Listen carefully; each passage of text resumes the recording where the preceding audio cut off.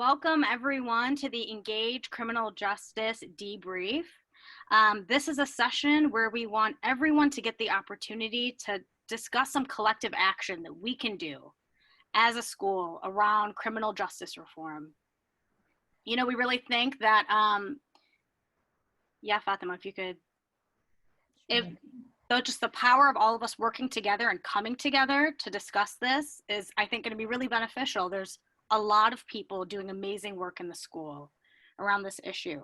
And we want this to be a space and an opportunity where we can talk about what people are doing and talk about how we can connect to what each other are doing. So we are going to move into discussing what personally motivates you to be involved in this issue. And I'm going to pass it over to Jamie Simmons, our field intern.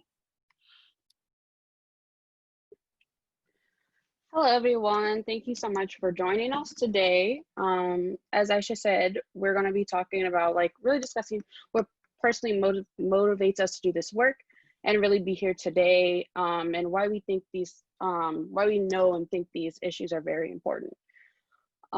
If you could use your chat box or raise your hand, and we can call on you to unmute yourself, and we can have a dialogue around this.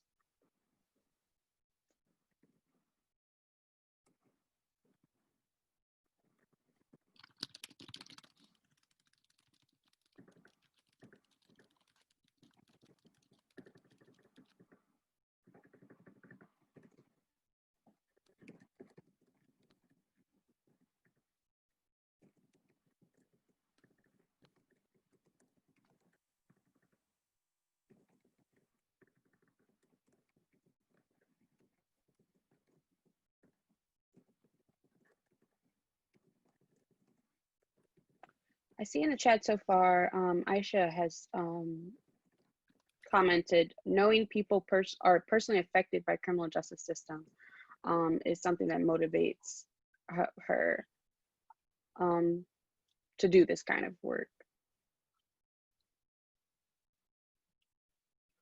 And Trina, if you maybe wanted to unmute yourself and talk about your comment in the chat.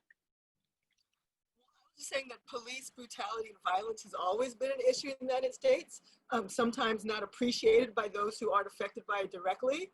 But I think because now we're in a moment where people are actually paying attention, this is a great time for us as a school to discuss it. That's really all I want to say.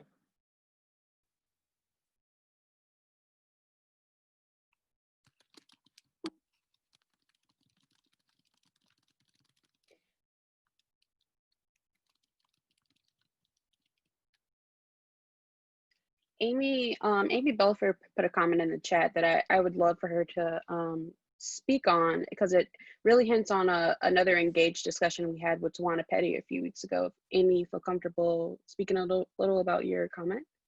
Yeah, so I listened to part of that. I haven't finished it yet, but I do think that I have significant privilege, and I believe that as a white person, I do not experience racism. I do not experience police brutality. I will not, I have so many privileges in so many aspects of my life. And I also believe that all of our liberations are tied up together, and I'm not free until everyone is free. And it's important to fight for people of all races, all religions, all gender identities, all sexual orientations, and really to create an intersectional and equitable society.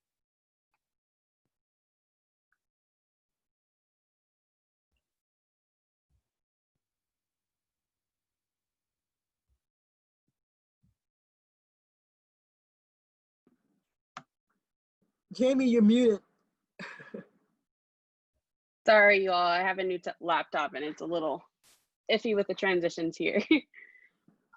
Baraka Sanders is actually here, and maybe you wanted to speak a little bit about your comment you made.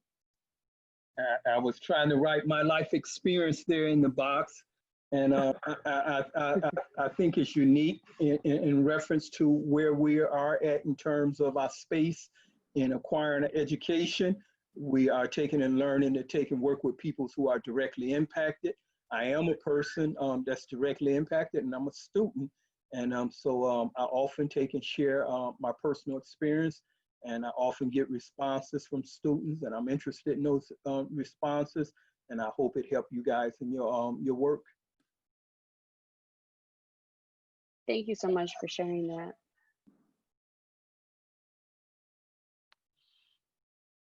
If there's anyone else that would like to unmute themselves and talk about their comment, please feel free.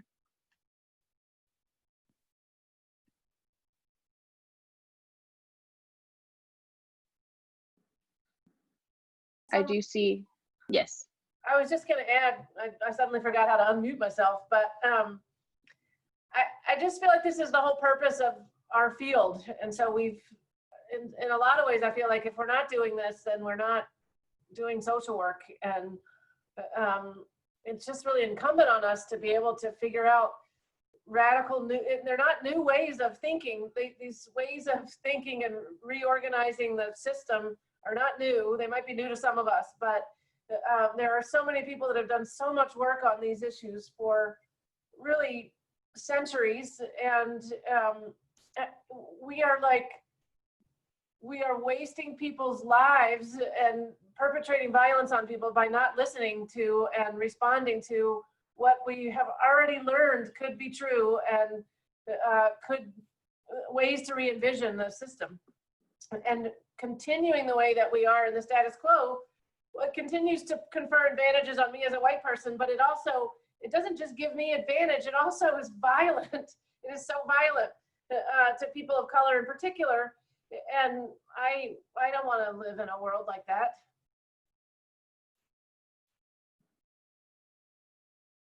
And I don't think any of us that are here right now wants to live in a world like that. We have a lot of changes that need to happen, and whether or not that's reform or dismantling and create a new system is definitely something we all need to be thinking about. That actually ties into Ashley Jackson's comment in the chat. And she wrote, seeing how many long-term negative effects criminal justice context has on communities. As a person of color, I really think about like how the criminal justice system has been used as this new form of slavery, and how it really does oppress minority communities continuously over time.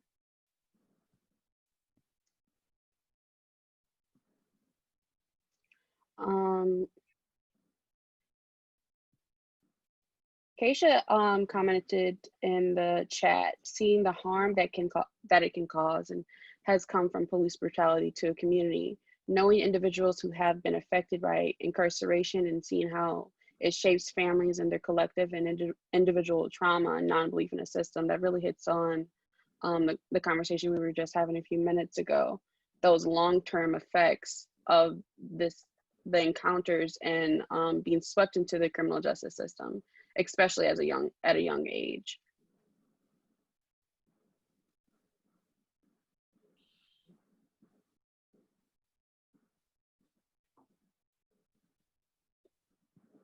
And this is Aisha, I think so too, that, just the economic and the social devastation to all of us as communities when we have some people's lives that are stolen, and how much more ahead we would be as a society if some people were given the chance to contribute intellectually and otherwise. In every area, how much more ahead we would have been.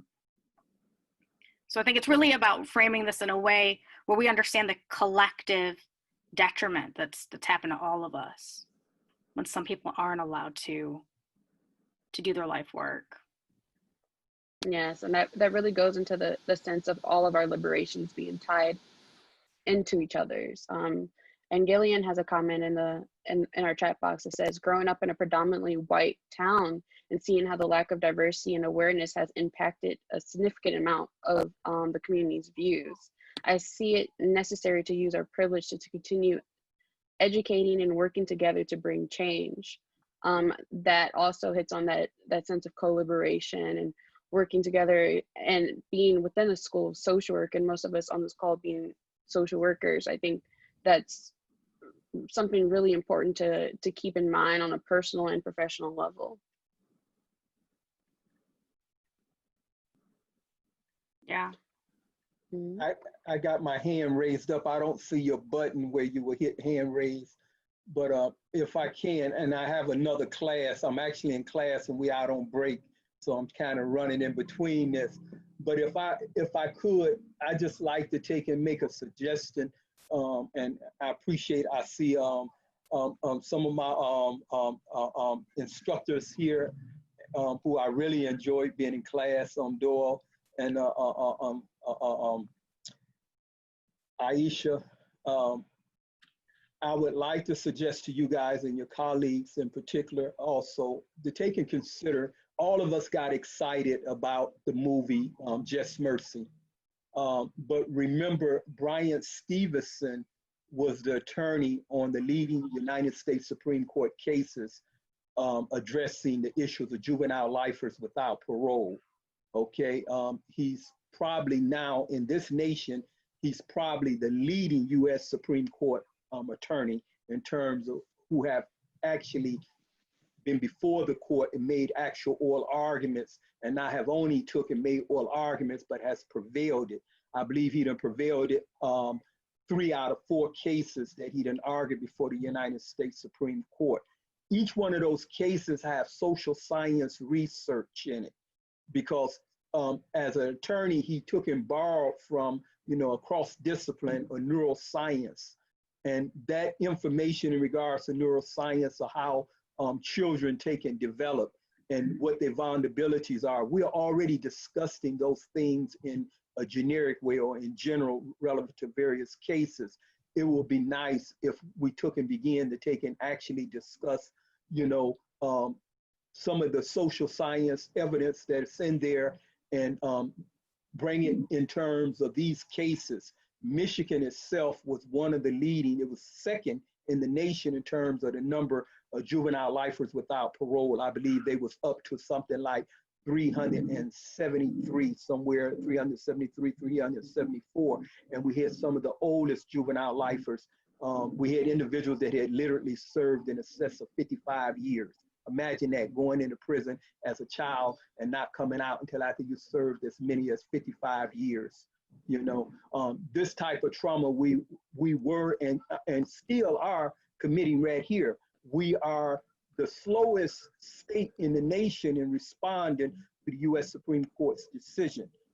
By the time that the US Supreme Court made its decision, there was over 2,000 youth throughout the United States were serving life without the possibility of parole. And I would really love to take and see that the instructors here in the School of Social Work begin to go and look at those cases. Those cases are public records. The arguments that was being made even by our Attorney General, those things need to be examined and discussed in a school like this. So I would encourage that. Barker, I just want to jump in and say thank you so much for sharing that. I think that, the juvenile lifers is one of the many issues that we can identify and say we need to give more focus on, but also how is it tied to social work, right? The cognitive development, the neurological development of children and brain development, and how is that affected when they experience solitary confinement and imprisonment? How can that be tied into a curriculum on psychology and social work? So that's a great suggestion. And I think it brings us to kind of the next segment of the presentation where we want to hear from you guys. What are some of the big issues in criminal justice reform that you want to focus on or you feel like could inform our curriculum here in the School of Social Work? I think juvenile lifers is a good one. It's a great one. So if you want to text your response to engage SSW, it's at the very top. So actually, I'm sorry, you text engage SSW to the number 22333. And then you can go ahead and text your response, and I'm gonna do it right now too. So just what are the big kind of criminal justice issues that you feel like the school needs to be focusing on more, that you wanna focus on more? Aisha, I do see that Mary has her hand raised. Oh. Go ahead, Mary. Sorry about that.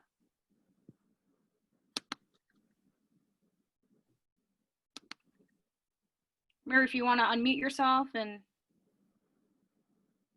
Sorry about that. I just wanted to add that when we're talking about criminal justice reform, that at the end of the day, that this is also what would benefit what people call victims. Right now, the issues aren't being addressed, and people if they get released, they're released with inadequate services, and we're setting up the exact risk of recidivism that we're supposed to be protecting people for.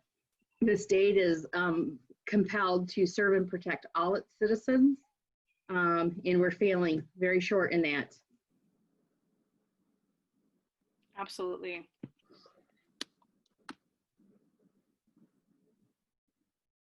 I just got a response from whatever this poll everywhere that it's not opened yet. And I see on the screen that it's trying to open, but I don't know if that would help. It just says.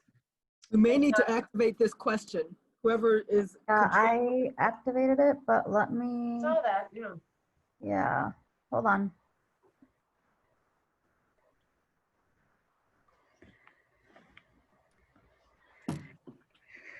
You can also use the chat feature.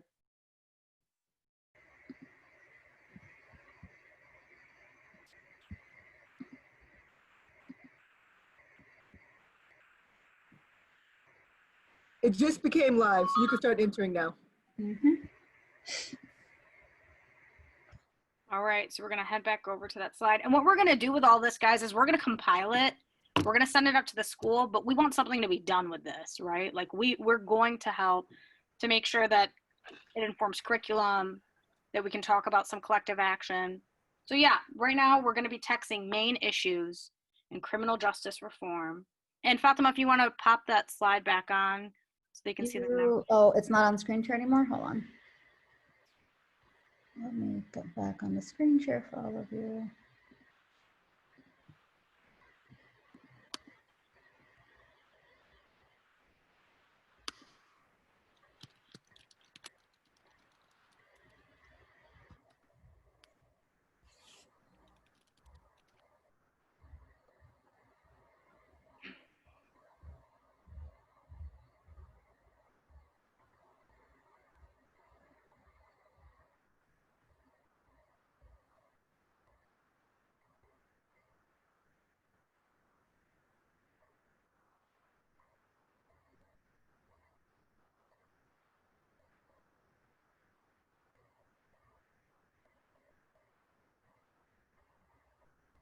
You want to read them, Aisha, or would you like me to? Sure, yeah, I could go ahead and read them. So we have solitary confinement. That was a little bit of what we just talked about, how that, affects brain development, child welfare, treatment versus confinement, documenting the stories of juvenile lifers. Cash bail system is a huge issue right now. Decreasing recidivism rates, death penalty. We've seen some federal executions go through right now last minute. More collaboration between social work and law. Protecting the rights of incarcerated individuals while they are in jail, prison, including their right to vote. So these are all great. Community loss, police violence.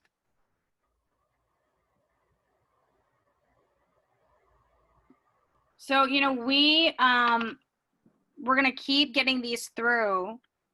Use of prisoners for slave labor. We talked a little bit about that during one of our calls yesterday, about the use of prisoner labor that's cheap or unpaid to build a lot of the products that we use and we have, and the injustice of that. We need to protect the rights of LGBTQIA individuals in the criminal justice system, especially transgender individuals, 100%. We should not work at the edges. Abolition is critical and completely aligned with our ethics. So if we want to go to the next slide, and you can keep texting your responses to this, it'll be part of our notes that we send out. And the next slide is some of the issues that we've identified and we've talked about on our criminal justice reform calls this month as Engage. It's some of the issues that were mentioned here.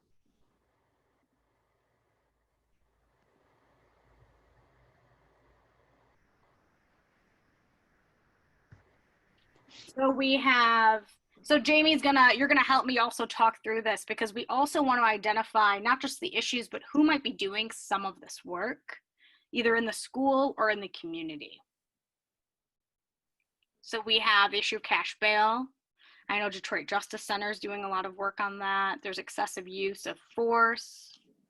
overrepresentation of people with disabilities within the prison justice system and among those who experience police violence, plea bargains, voting rights. We know Sophie Ordway, who I don't know if she's on this call right now, but she's doing a lot of work on that. Qualified immunity. And there's also, in many states and in Michigan until recently, the allowance of sex with those who are incarcerated, those who are detained. So sexual abuse is also a part of this. Yeah, Aisha, I'm going to cut you off really quick. I'm going to have you screen share while I compile a list of all of the other ones. Sure. So what Fatima's going to do right now, she's going to compile all the responses that you guys just texted on Poll Everywhere, and those are going to show on the next screen. So in the meantime, I'm going to share my screen.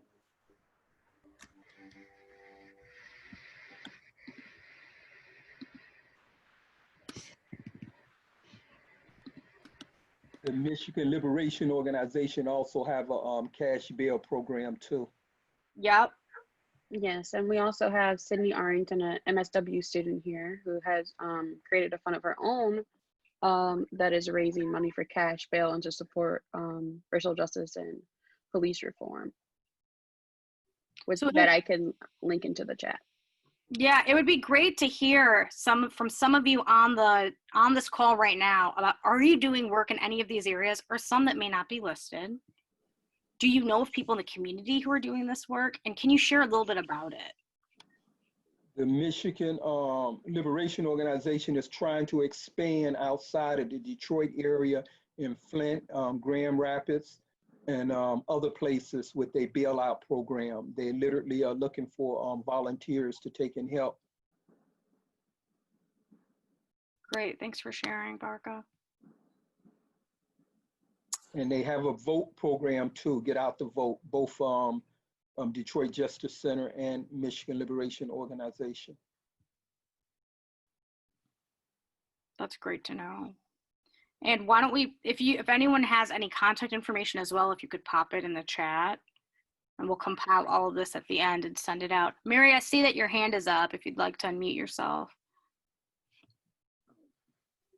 I think that was a mistake that I haven't lowered it, sorry. Oh, it's okay. So how about Sydney? If Sydney's on the call, if she wants to share a little bit about the work that she's involved in.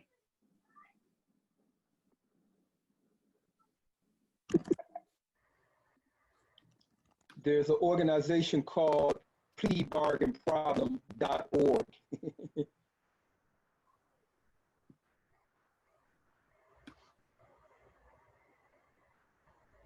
That's great, Baraka.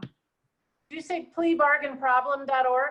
Yes, I believe that's the name of it. They've been doing research around the issue with plea bargain and statistics and everything.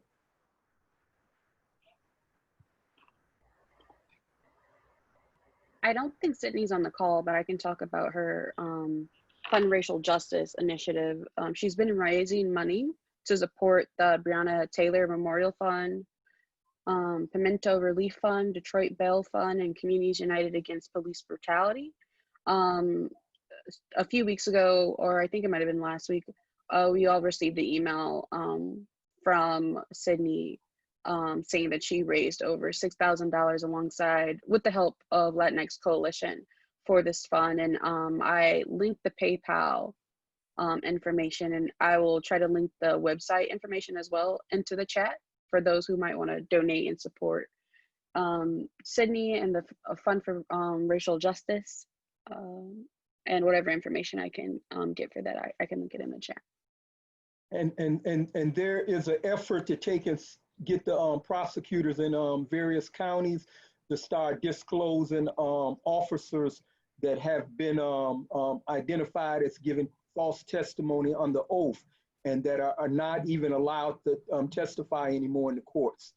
There's a big argument right now in Wayne County where Kim Worthy was resistant to release that list. She has a long list of officers that are totally disqualified from testifying in the court.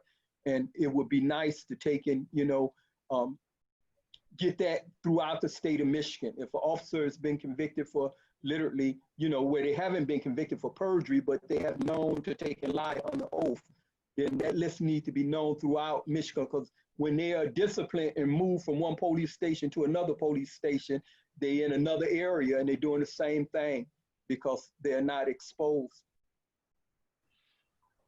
Thanks for sharing. Is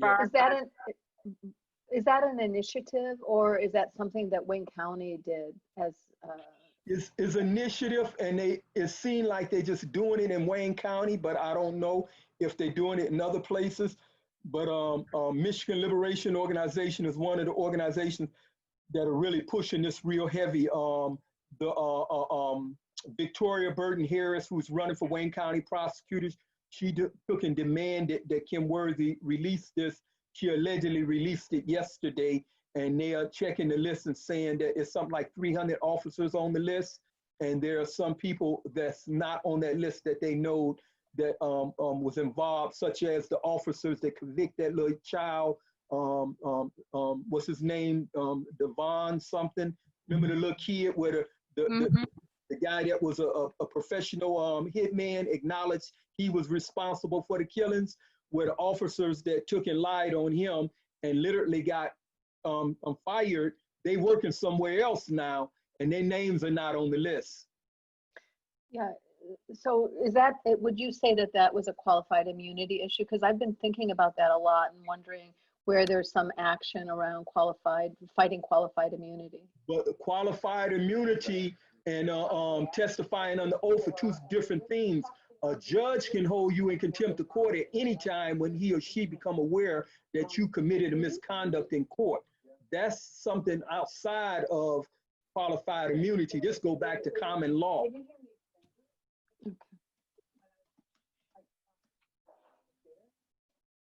And I know that thanks for sharing all of that, Barker. Every time I feel like you're on one of these calls, I learn more. You know, My other class is back in. I got to split. Okay, thank you for joining us. Thank you. We'll follow up with you about some of the time. Thanks, Baraka. Bye-bye. Bye, Baraka. So we've put together a list of some of the things that we just texted out on Poll Everywhere that we want to share with all of you, some of these important issues. So Fatima, you're going to take back over and share that slide.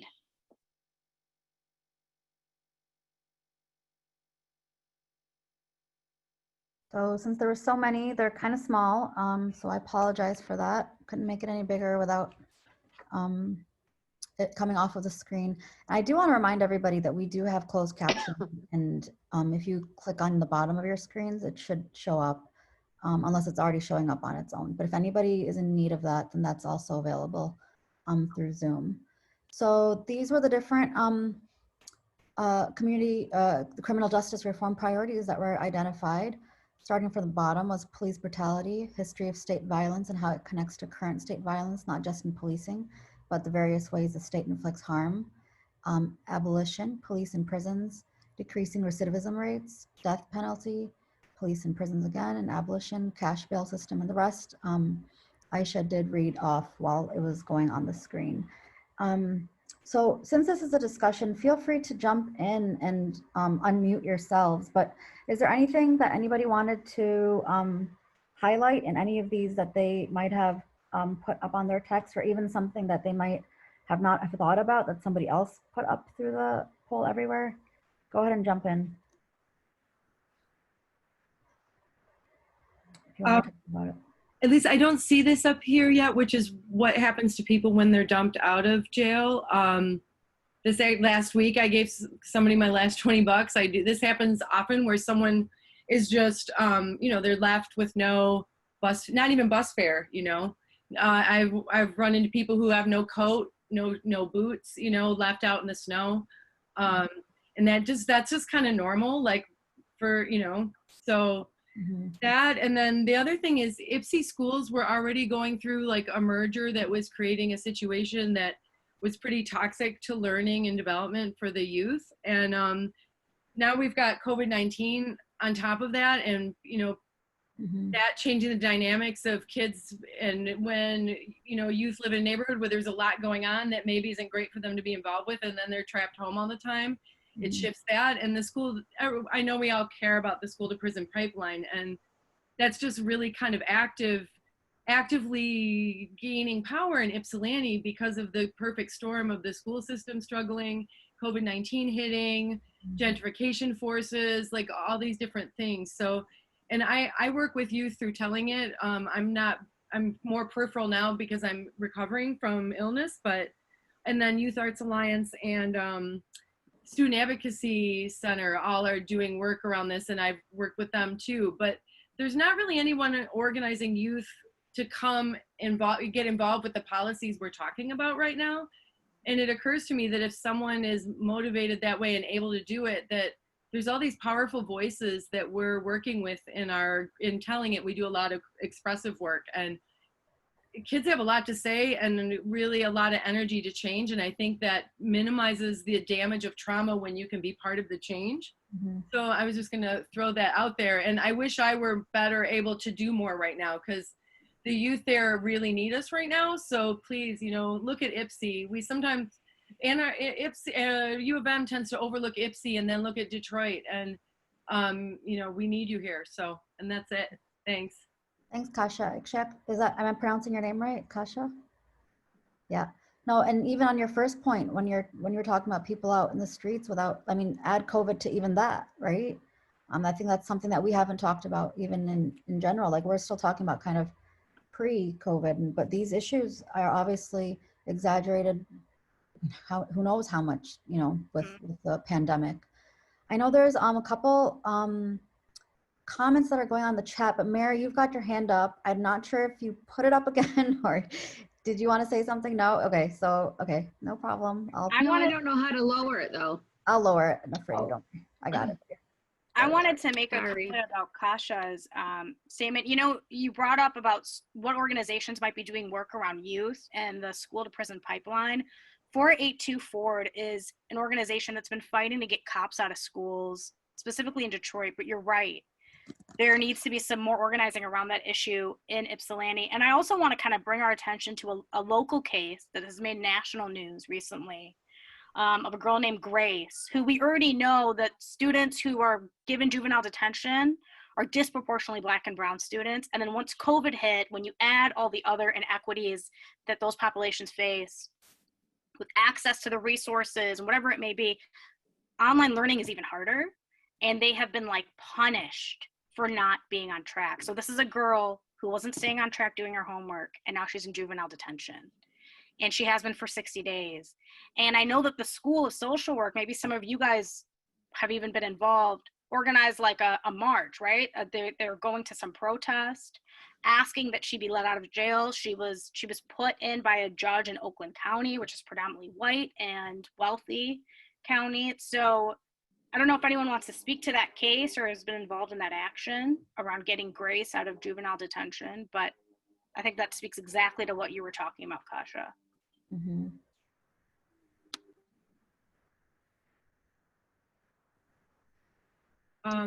Which is just to say that this case is important and we need to march about it. And it's something that I'm trying to do as much with as I can with how I am now. And also, I've done arts groups and things like that in the local juvenile justice system. And until we get this reform to happen the way it needs to, there's going to be, Black and brown bodies in the juvenile detention system that shouldn't be there again. And that doesn't mean don't fight what's happening to Grace, but it gets me back to wanting us as a school and as social workers to address some of the unmet needs of the youth that are in that system while they're there. And for some kids, sometimes it becomes a positive life change if they get access to services while they're there, because kids often are there just for being poor, but that means they don't have what they need. So if we can help them get what they need while they're there in some way, I'm not saying join those systems, I don't believe in them, but affect them. So, and that's it. Thank you so much. And I think it's great that we're bringing this back, these conversations back to okay, so let's think about how can social work connect to these issues? How can we have some impact? And Amy, you've had your hand up for a while if you would like to share. Yeah, one thing I realized we didn't put on the list was the criminalization of immigration and how detention centers are taking people who just crossed the border, and how people often don't receive representation if they're involved in the immigration system, because they're technically it's like a civil thing and not a criminal thing, but they are criminalized, but they don't receive lawyers, they don't receive the support they need to, be able to live legally in the United States. Absolutely. Absolutely. Is there any other issues that anyone else wants to share? And I'm thinking too about how does this connect to social work? Like when we think about school to prison pipeline, what does that mean for school social workers, right? How should that impact our education when we teach and train school social workers about that disproportionate impact of kind of punishment in school systems on Black and brown students?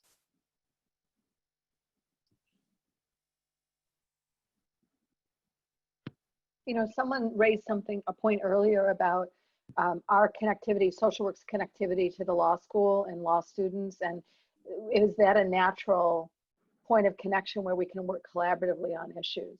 So I wondered if people wanted to weigh in on that idea or have knowledge about what the law school and law students are doing in regards to the criminal justice reform, Mary? Well, we work with the law school and placing in a couple of different clinics. One of the things that the law students are required to do is actually learn how to practice the law.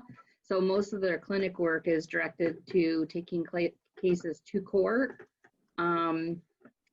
They do some of this kind of work, I think, in some of the clinics, but it is being mindful about what their training program looks like too. It doesn't mean it can't change and that we can't collaborate with them, but their first order of business when I speak to my partners over there is the law students have to learn how to practice law.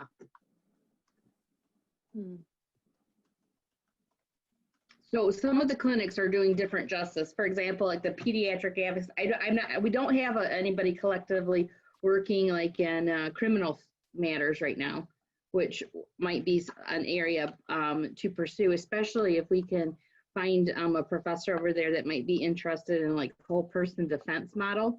And the whole person defense model is like the work that they're doing in the Bronx, and then also in Michigan and Muskegon, they have a whole person defense program. So it's a matter of like finding those connections and seeing how we can grow those.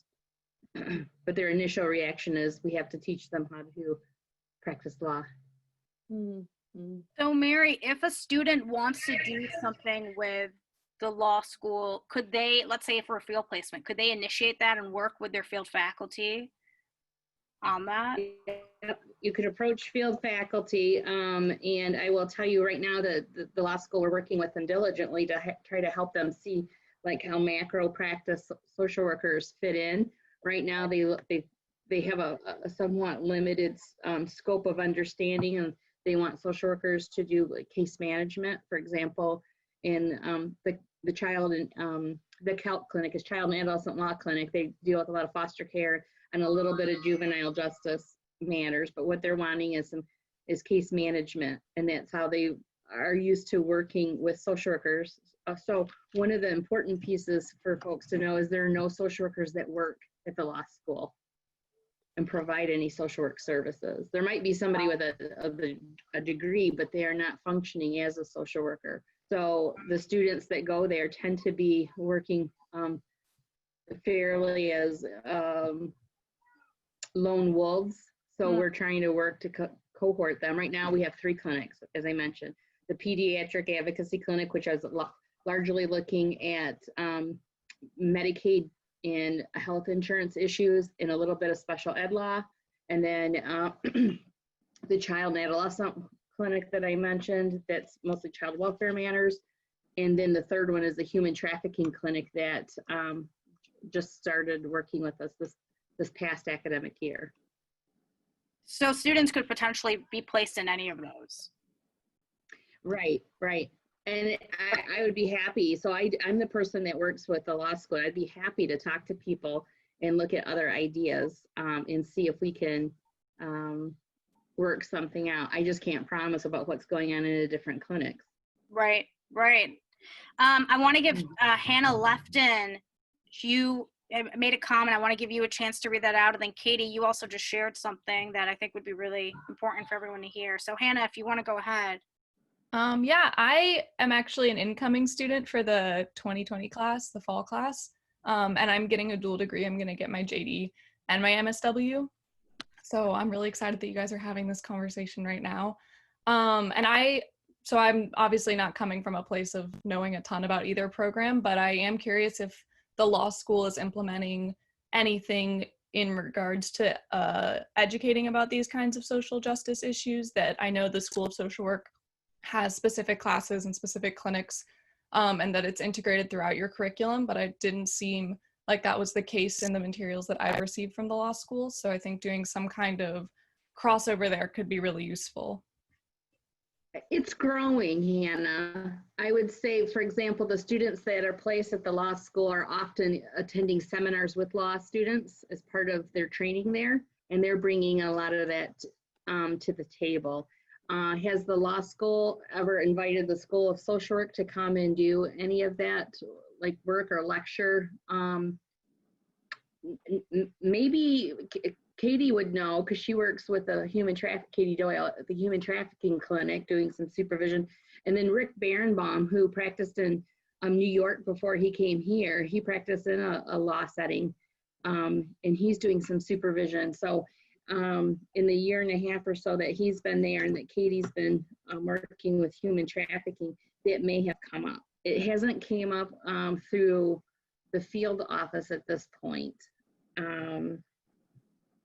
I know that there's awareness. It's just, like I said, that how they view and prioritize what their goal and purpose is. Their goal, the professional school, is to crank out lawyers. And these are very, very important issues, clearly. So being smart about how we bring it on is important. And I would be interested if a student wanted to take that on and work with me, actually, about how to increase that, or how to, like, even offering like guest lectures and whatnot at the law school. The other thing that makes me think about this, and it would not be just for Hannah, but it will help Hannah, is we have a course that's co-listed with the law school and some other schools called the Problem Solving Initiative. And it's taught every fall and every winter. And there are usually 4 or 5 sections of the course that are taught each semester, and it is designed to be a very interdisciplinary course. And so there are 2 instructors from different schools that teach, and the topics range wildly every semester, but there are often, because it's based in the law school, there are often law professors who are one of the disciplines teaching the courses, and they do tackle these kinds of issues from a problem-solving perspective. So it's very engaged, but also from an interdisciplinary perspective, which I think is a useful way for us to do more of this kind of work, because we can't really do it alone. We oughtn't do it alone and as one discipline. And so those of you that are signing up for classes periodically, look for the Problem-Solving Initiative. They're really interesting topics each semester. And Katie, that brings us to the next comment that you said about how this can inform our teaching and our learning, and how we can talk about how some of these inequities within our criminal justice system are tied to white supremacy and policies. And I appreciate you sharing that, because I think that's definitely true. And I think that, there's been such a move to do person-centered care in the medical behavioral health side, and we're just now getting to the person-centered defense that Mary talked about, like looking at a defendant as not just a supposed crime they allegedly committed, but what are the other life circumstances and issues that they've been experiencing, and you cannot solve one part without solving the entire puzzle, right? I think that social workers can have a real place in that, because we are the people that advocate that there's all these other systems that affect a person's life. Yeah, I agree. There's somebody that I love who uses the language, if you want to change the narrative, change the narrator.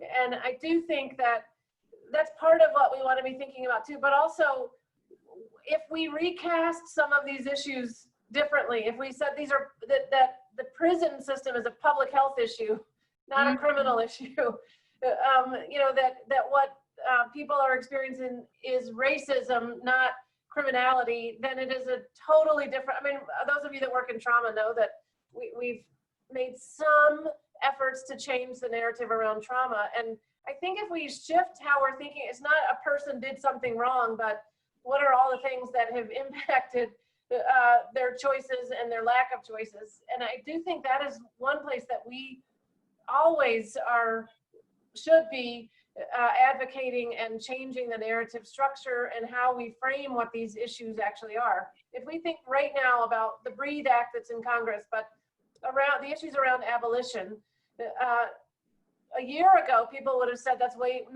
can't think about that, that's too big, blah, blah, blah. And the narrators have shifted. And now this is literally stuff that people are talking about on the national level. So I do think that one of our roles, no matter what we do, IP, SP&E, community organizing, there's all the pathways now. Anyway, no matter what we do, we can change, we can help shape the narrative. And that is part of what our role is, no matter what our position is. And I think we have an obligation to do that. Yeah, changing the narrative is key. From blaming the victim to blaming like inadequate systems and social support. I wanted to share that when I was in the program, you know, I graduated as a social policy person, but I designed an independent study with the group Michigan Women's Justice and Clemency Project. And they actually were affiliated with the art school, but they also worked with the law school. And it fought for clemency or like dismissing the sentences of women who were incarcerated for committing crimes in self-defense of their domestically abusive partners. And it was such an eye-opening experience. I went into the prison system and I interviewed inmates. Most of these women had been stuck in abusive relationships for years, or they were forced to be accomplices with their domestically abusive partners to commit murder. And we did a study together and we found that women who were committing these crimes in self-defense, so, you know, they were in prison because they shot their boyfriend or after he was abusing her, they received some of the longest and harshest sentences of all violent crimes. And then women of color who committed these crimes even longer. And we went back and we watched court cases about how prosecutors really gendered their attacks on these women. They made them look, you know, really manipulative and using really gendered, horrible kind of tropes. So that was a place that a macro student like me really learned about the criminal justice system. So Mary, I want to thank you for like bringing all of these different points of connection that people can potentially get involved, because it was a huge learning experience. And I think there's opportunities here. So Mary, we were next going to jump into, but you've already shared a bit about some of the things that students can connect to, some of the field placements that are available, some of the ways they can get involved in criminal justice reform. Do you want to go into that a little bit more?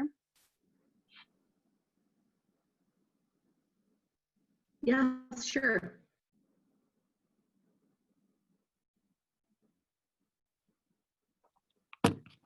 So let me tell you just a tiny bit about my background, because I am not a person that had planned a career in the academy. I'm a practitioner at heart and deep in my soul. And so my first many years, 15 years or so in social work, was working in child welfare and juvenile justice. And I did a lot of advocacy work for change, formally and informally as a social worker over the years, including doing some work to revise sex offender registry law in the state of Michigan.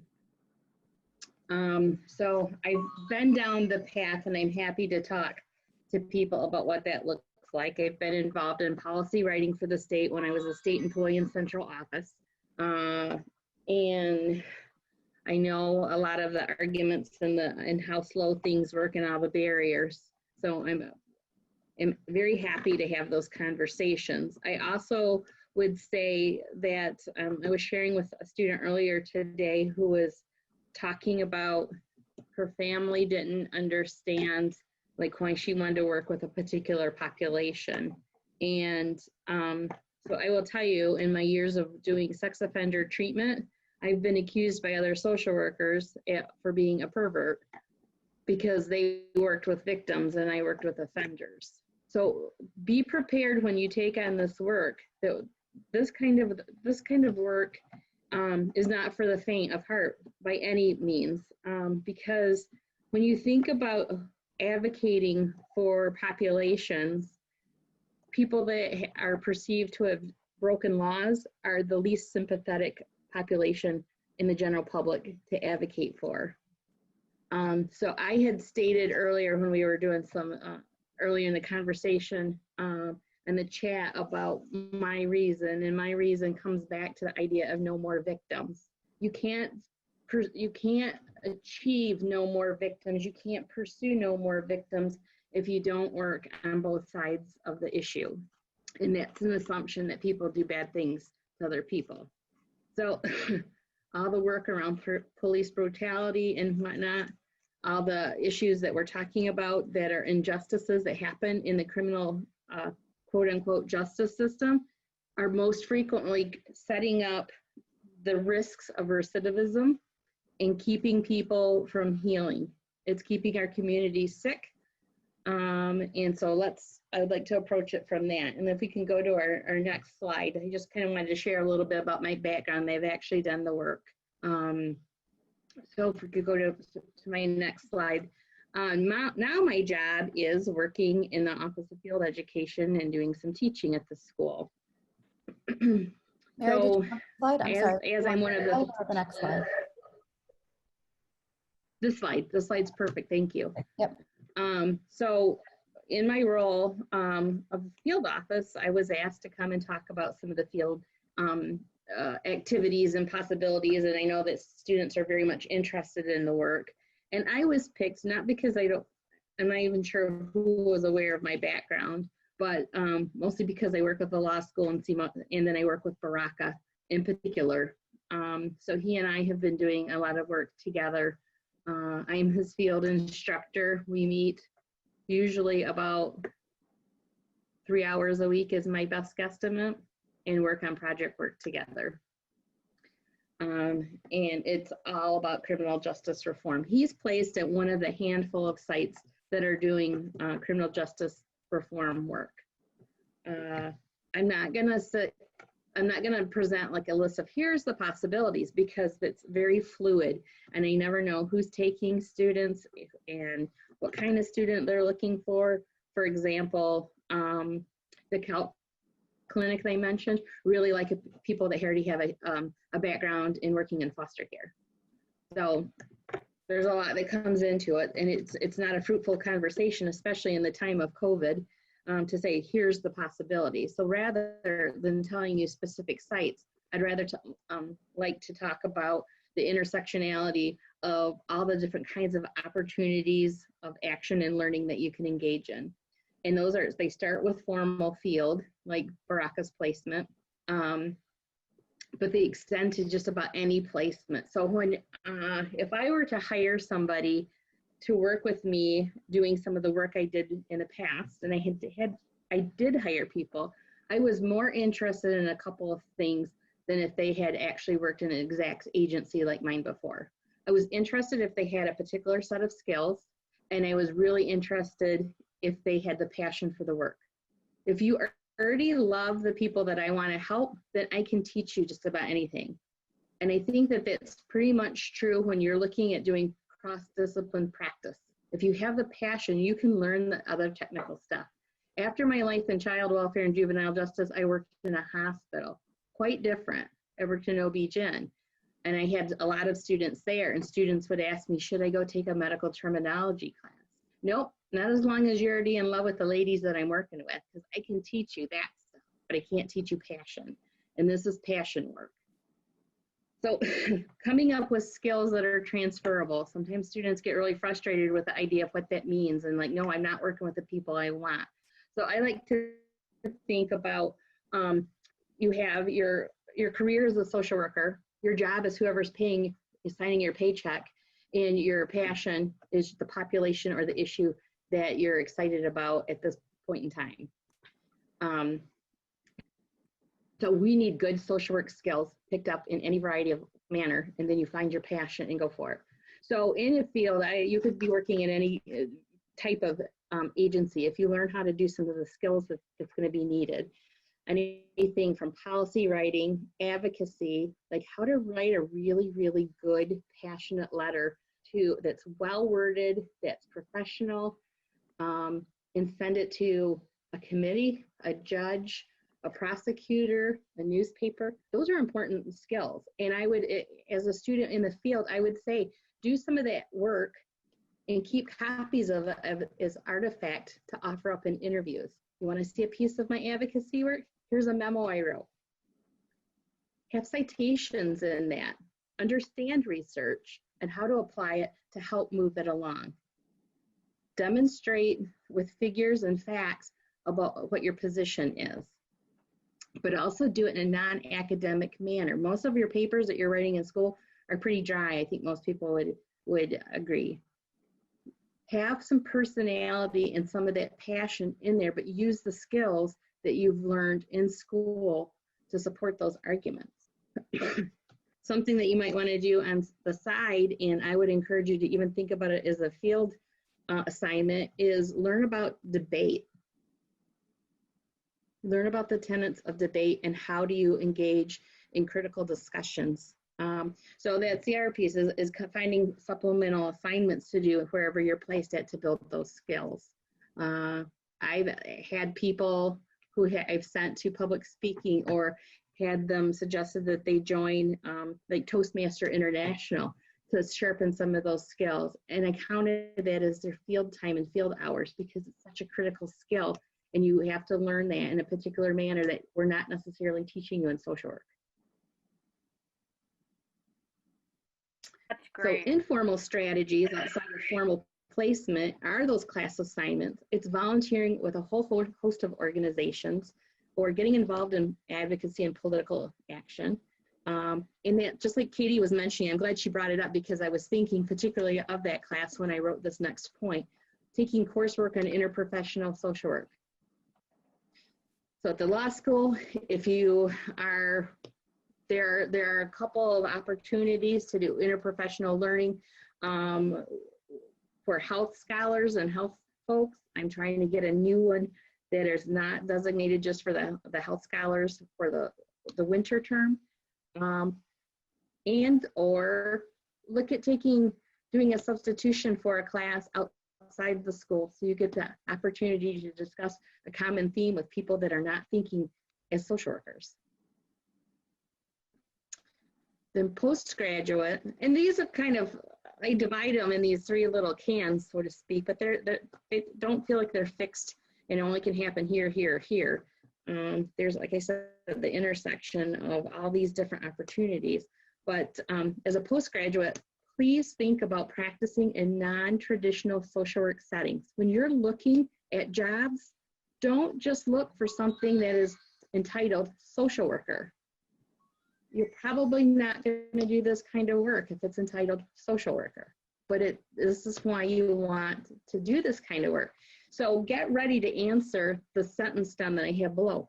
Why social work and not some other competing profession? Earlier today, I was having supervision with another student, and she was looking at restorative practices position in a school system. In social work was like the third or fourth degree listed as an acceptable degree. Guess what the original ones were? About education. Restorative practice is rooted in social work and social justice issues. So we practice why this position, whether it's me or somebody else, why it begs for a social worker and not a teacher, not a school administrator to do. So get ready to answer that and think about what you bring to the table from all the experiences that you have in life. The other one, of course, is research. If somebody is interested in research, you can dig around the school and find who's doing some kind of work related to this kind of reform advocacy or outside the school, just like I offered in a little bit earlier. And the third is ongoing advocacy. through, like Barack has been involved with Oakland County and Wayne County, 2 candidates running for office. He's really researched it and what their stand is on certain issues, and he's going for that. To writing letters, op-eds in the paper. Your practice as a social worker isn't necessarily the things that sign in your paycheck. It goes above and beyond that into your everyday daily life. So practice writing, practice doing some of this other work in field, even if it's not your dream placement of being placed in a whole person defense team. It will come. It will come. Thank you, Mary. That was great advice. You know, I can share that my experience writing clemency petitions when I worked for Michigan Women's Justice and Clemency Project actually really helped my grant writing skills later, because it was about writing persuasively.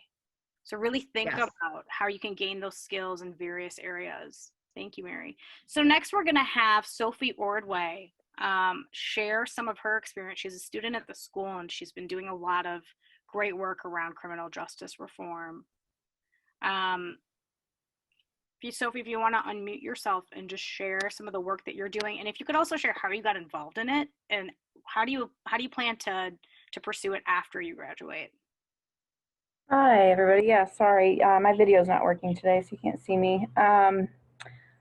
I got involved through personal experience. Prior to coming back to school for the MSW program, I worked in Grand Rapids at the Goodwill Employment Center, and I worked on what was horribly named the Offender Success Program. So it's used to have a different acronym, but it's working with the Michigan Department of Corrections as a contractor to help people on parole. And I got involved in that because I have a good friend that's incarcerated. So this is a very personal issue to me. And I spoke last week about the issue of repealing truth in sentencing and trying to bring back good time, or Amani spoke about that. And I got directly involved in that volunteer work through my friend who's incarcerated. A lot of people on the inside hear about different initiatives that are happening and really urge their loved ones and family members to get involved. And so that's how I got involved. And I'm planning to do my second internship this fall at Safe and Just Michigan, which is a really good organization to follow. They do a lot of policy work, and that's what I'm hoping to do after I graduate, is continue to do policy work that advocates for more radical policies that work towards decarceration. Safe and Just hasn't always necessarily been on the more radical side, but yeah, and Michigan Liberation is another really good organization that I follow that I would definitely recommend that other people follow in terms of criminal justice work in Michigan. Sorry, what was the other question? I think that was it. I mean, I think Okay. that if you could even talk a little bit before we go on to the next segment on just the voting and Yeah. how prisoners are counted in the census as bodies. Yeah. Well, why don't you go into that, because that's your area. Yeah, so prison gerrymandering is a huge problem, and hopefully, I think in the 2018 election in Michigan, more people know about this than I do. We're supposed to have a new committee to draw district lines, right? So I don't know if that will solve the problem of prison gerrymandering in Michigan, but what prison gerrymandering is that most states use this practice in that they count prison populations, so the bodies in prisons, as residents of that county or that region when the census happens. But those people don't have any say in what that census count then results in for that community, right? So they don't get the chance to vote on anything, on the funding that happens from that census count, or as we know, census can be pretty powerful in terms of allocating resources and representation. But people who are currently incarcerated have no say in that representation or those resources. So there's a really good, the Prison Policy Initiative based out of Massachusetts does a lot of advocacy work around trying to dismantle prison gerrymandering. And donate your vote is what what I'm trying to work with Amani Sawari and Antonia from Detroit Law School to bring to Michigan. There's already a donate your vote in Massachusetts through Emancipation Initiative, and we'd like it to become a nationwide campaign. But essentially, we're just trying to partner people on the outside with people on the inside who would like to be a part of the election process so that they can kind of share their vote, so to speak. It's a completely voluntary campaign. Obviously, we can't force anybody to vote a certain way, so that's not what we're trying to do. But just trying to give more of a voice to people on the inside that are shut out of our election process and our political process in general. Sophie, I've got a question for you. Have you found folks on the Ann Arbor campus and the law school active on these kinds of issues in the work that you've been doing? Have you been seeing a presence from the law school at U of M? So I personally haven't, but I've heard a lot about, I mean, I'm pretty sure U of M works with the sentencing project, right? And I think that that's part of the law school. My research assistantship job is with the Documenting Criminalization and Confinement project, which is a big project through the Humanities Collaboratory. And that has students and faculty from all different schools at U of M. It's mostly run, I think, like the two lead faculty are both history professors. Yeah, it's out of the LSA school. So I don't know if there's anybody from the law school in there, but there's definitely different disciplines and different schools doing work and partnering with local organizations like the American Friends Service Committee in Ypsilanti and Safe and Just Michigan, and I know PCAP, the Prison Creative Arts Project, is a huge presence on U of M's campus. But with the law school specifically, I don't know personally. I think that there are people that get involved in this work. I just don't know necessarily what the law school stance is. Thanks, Sophie. One thing we were talking about before you got on is the potential of working collaboratively with different schools and units on issues, and with different student groups and faculty as well.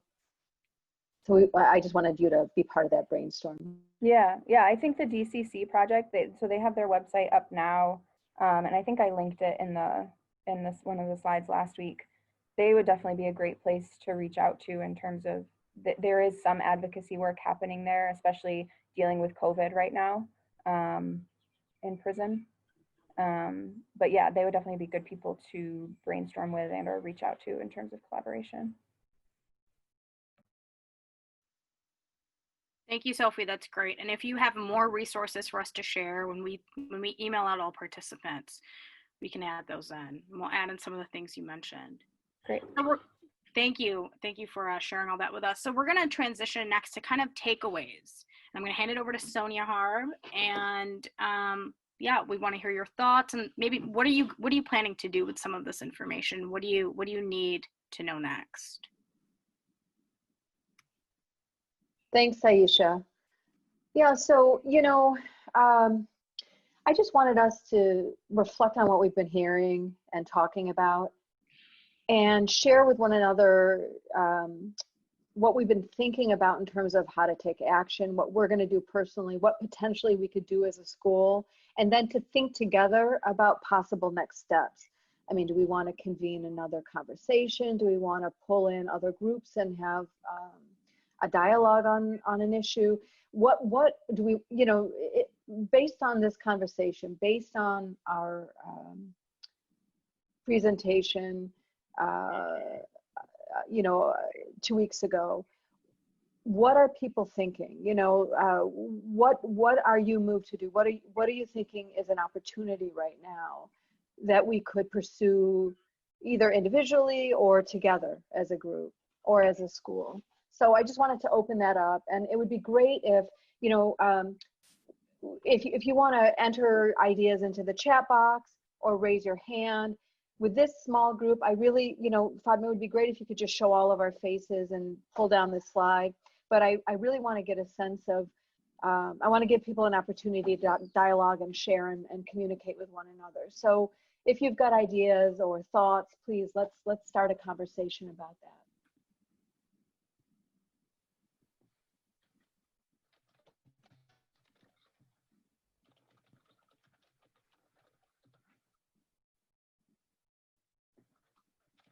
You know, another thing is that this might be an ongoing conversation where we have another discussion where we can kind of like zero in on planning and thinking about what could we do as a school? Could we have a panelist and invite experts from different schools or anything like that?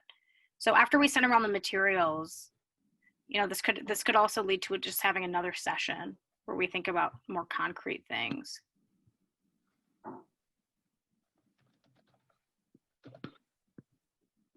You know, a couple things came out. You know, we were talking about potential impact on our curriculum. We talked about the potential of some field placement opportunities.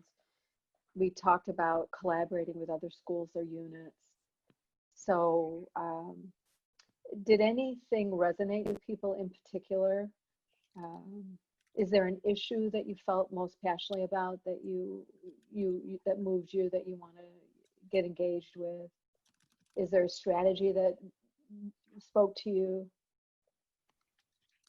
One idea I had just from the conversation we're having is, particularly from what Mary said, if we can document stories and cases and just like write them up in ways that are compelling and share them in some ways for advocacy, that can even be a class project. Yeah, that's a great idea. Starting like a story banking. Story banking is something that organizations do a lot to move their members or to move the campaign or agenda.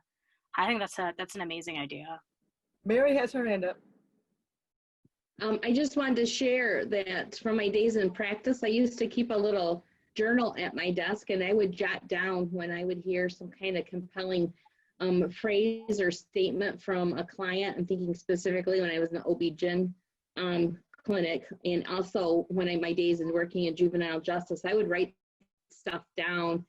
And when I would apply for a grant or was trying to do some advocacy, I would pull out some of those quotes and highlight them, because people tell their story way better than we do. So I had a running little journal of compelling, those like the illustrations of what I wanted to explain to people and to advocate for.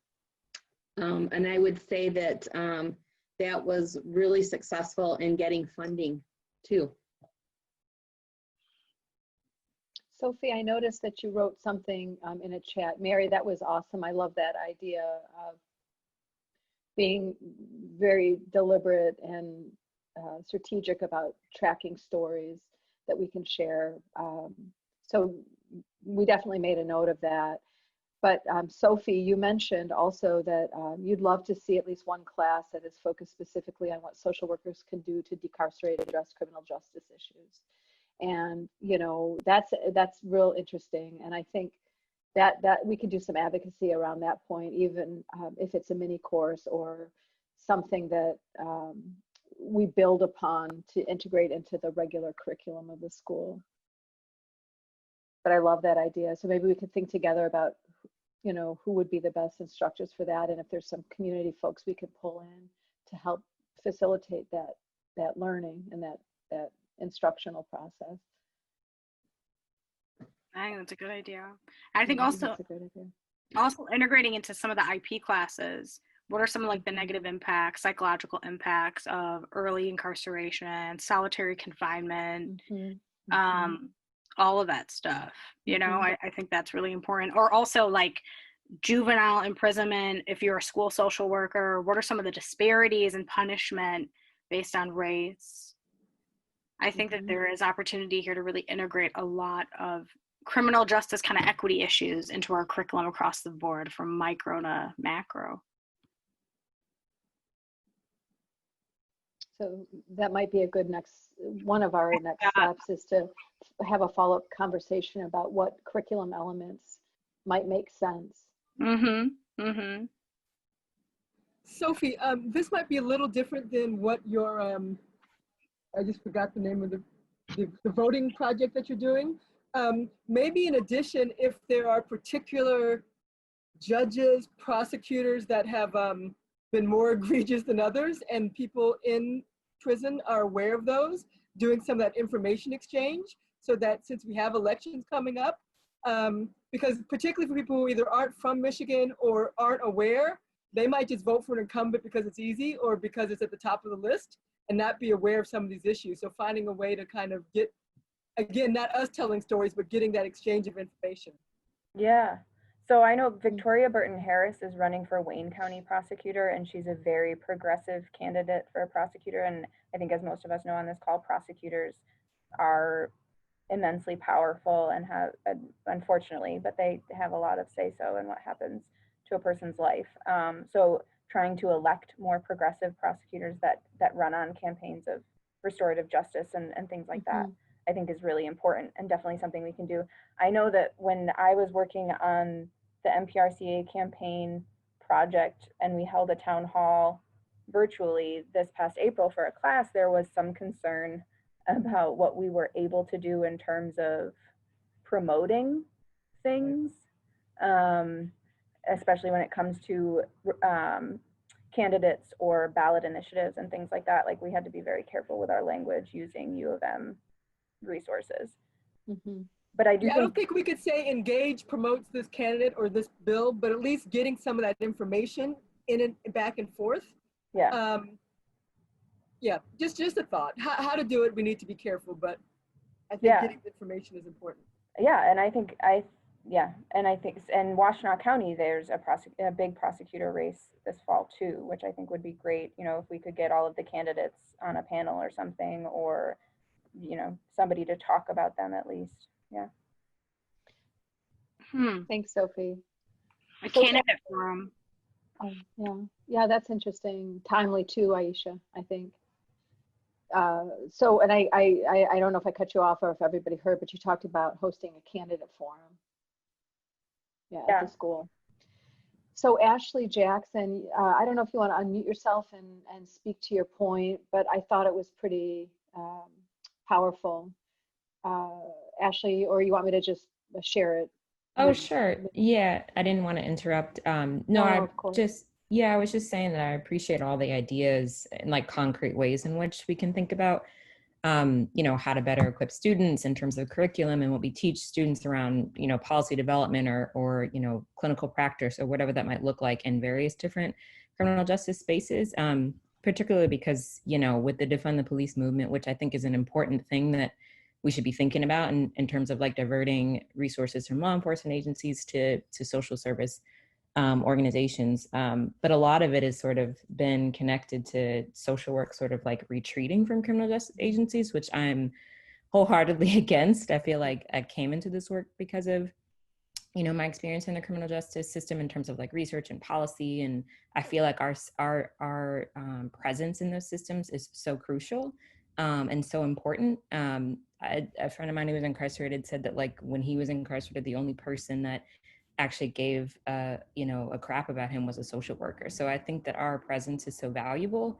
So I just wanted to say I appreciate the, you know, the tips and the words of advice and just like concrete ways in which we can bring some of the lessons learned into the classroom, because I think there's like a huge sort of wave of, you know, social workers backing out of criminal justice spaces, and I'm really wary of that. So I don't know if other folks have similar sentiments or thoughts about that too. Mary has her hand up. I support that 100%, Ashley, especially if we are talking about the effects on the community, and what it means for people that will eventually get out.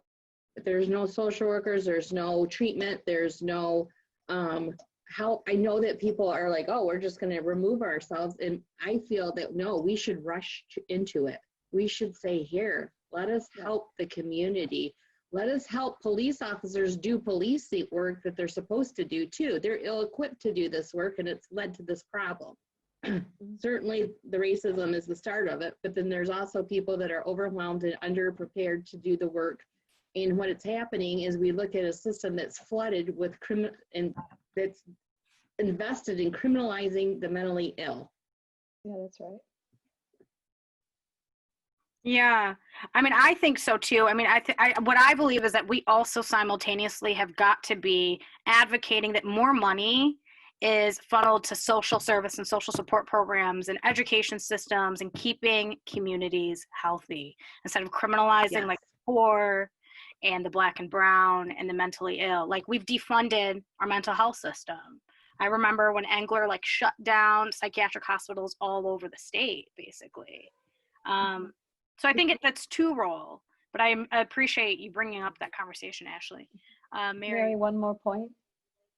I think also that this idea about defunding, we need to remind people that we've been defunding and pillaging the educational system, the mental health system, the healthcare system for poor people. We've been doing this, and nobody's out stomping their foot and saying that we're getting rid of, you know. Yeah, it's that's right. Yeah, that really makes me angry. Sorry. I think this too, Ashley, you just said in the chat, like this, Ashley and Sophie just said, I think this is a really important conversation because social workers are being brought into this political debate nationally, whether or not we're going to step into it or not. Our profession is being used as a solution for some of the deficits of the criminal justice system, saying let's match social workers up with cops. I think this is another reason why we need a mini course like this, so this conversation debate can continue and like people can help to form their own opinions and get educated about the issues. And there was a national webinar where, to be perfectly honest, a white dean of a school of social work and another person who used to be at SSWR, who I know very well, I really know both of them really well, and they were strongly saying that social work should not get in because it's a racist system. And I understood their point of view, and I know what they were trying to do, but walking away can be dangerous. So being able to be able to respond with concrete examples where social work is helpful can kind of defund that, because it becomes like, well, if we want to work with police, we're racist. And that's a very unhelpful Trina's frozen. take. Yeah. Jamie, I think that you had a comment you were going to say. Yes, I was just agreeing that I think that we do need a mini course on this, and not only a mini course, I think we need full courses, and it should be every semester on this. Yeah. And I know I often struggle within the conversation of what part should social workers play in this fight and in its integration, possibly the possible sense of integration with the criminal justice system. I think they're definitely, we as social workers definitely have a part that we need to play. I completely agree that with Ashley that we should not be walking away, but I think there is a lot of things that we need to work on simultaneously with trying to work within the criminal justice system. As a person who does have a criminal justice degree and has experience in that realm for a few years, I've seen social workers get caught into that system when they come into it with good intentions. And I think that's because within our social work curriculum, it's not strong enough of like, how can we go into these systems and actually fight for change and protect ourselves along with our clients within this very seductive and can be at sometimes toxic system. So making sure we're working on ourselves and improving our curriculum alongside working with that educational system and system of practice, I think is extremely important. Maybe that's something for us to think about, is the interdisciplinary nature of all of this. You know, we have to work with other units and other disciplines and as we practice and take on these issues. This has been an incredibly helpful and interesting and robust conversation. I appreciate everybody who took the time to be here. We've got a couple of minutes left. We want to touch on a few points at the end of this conversation. But before that, I just want to check in with everybody on how you're feeling with the flow of this conversation. I think we've heard a couple of things. We've heard that we need to start to pursue a course on this topic and start that process. I think we talked about maybe hosting a candidate forum on issues that focus on criminal justice reform and maybe other issues, like maybe hosting a candidate forum, I think would be a real powerful idea and timely right now. We talked about writing stories and documenting stories and sharing those widely. I don't know if there's anything that we've talked about in this debrief portion that I missed that you want to bring to my attention, to our attention, that we could try to follow up on. Did I miss anything? I think that's a really good summary. And so we'll write this up and we'll send it out to everyone. And then we'll think about as a team, like what can we actually do, and we'll add it to that document too. So like there'll be a column of your guys' ideas and then like a column of like next steps. So we'll put that on there. So thanks, Sonia. So, oh, you're welcome. You're welcome. So we can move to the next slide. And I look forward to the future and working with all of you on these issues. And then I know we'll bring more people into the fold and bring people along with us on this journey and this work. So we've got some reminders that we wanted to share and talk a little bit about what our plans, our upcoming plans are. You know, we talked about like, you know that we've been with Engage facilitating a list of volunteer opportunities that where all of you can plug in. The listing is available on this link in our Google Drive. You know that you are eligible for some field credit for participating, field hour credit for participating in these events that we're hosting as the Engage team. And there's a form for you to fill out to document those hours. We've got an archive of all of our discussions on a shared drive, and this link is here. And I want to let you guys know that we're not going to have August sessions, but we will resume in September. And on September 12th at 12 o'clock, we've got an amazing session with water warriors from Detroit to Flint. Oh, I'm sorry, that's on September 17th. And then we've got racial equity in Washtenaw County and CASC and Engage session, I think on the 17th. I'm sorry, I'm flipping that. So on the 12th, we've got the water warriors. On the 17th, we've got a collaborative session with the Community Action and Social Change program that is hosted by the School of Social Work. So look for registration information on all of these events. We thank you so much for your time and your participation in this event, and we will be back to you soon with information, with more information and next steps. All right, thanks everybody. Thank you. Bye-bye, everyone. Thanks, everyone. Bye, everyone. We'll follow up.